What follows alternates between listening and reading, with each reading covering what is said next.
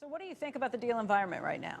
So I think it's pretty good. And the first quarter in particular saw a clear trend towards bigger deals. I think we had 12 or 13 mega deals, so bigger than $5 billion. So we're seeing less number of deals, but bigger size. So it's definitely a bigger deal environment across sectors, actually. Why do you think that is? I think the stakes are high right now. I think companies have a lot of wind at their back. Stocks are up. And I think it's viewed as a little bit of a moment in time to make the bigger, bolder moves. And the markets are reacting generally pretty favourably. How much do you worry, though, we're at the end of the cycle and that this is actually when companies shouldn't be making the deals? So I always worry that we're at the end of the cycle.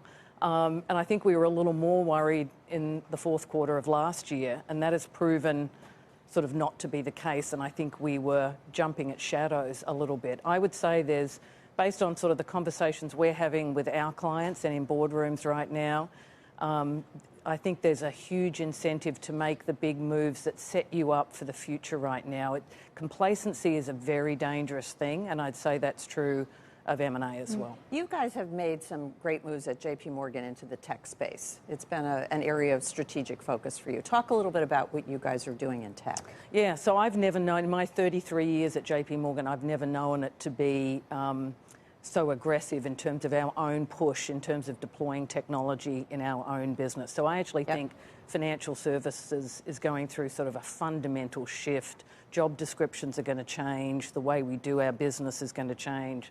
And that's exciting, but it's a race. In order to hold on to that comparative advantage, we've got to move quickly and efficiently. And Jamie is really driving a lot of that from the top. When you think about companies doubling down, a lot of acquisitions, a lot of mega mergers going on, talk a little bit about that environment too.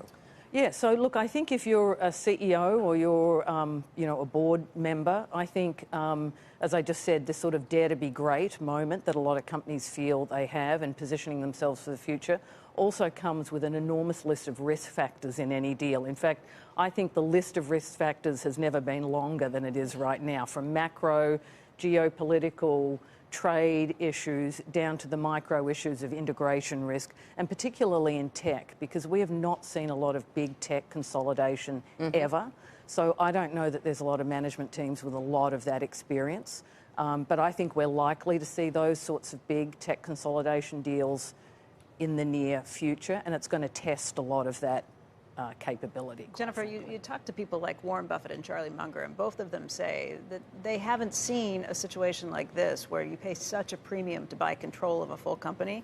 That's why they've been taking so much of Berkshire's cash and buying portions of other companies like an Apple or something else. They've got more than $100 billion on the sidelines sitting there waiting to be used, and they just think things are too expensive. What do you think?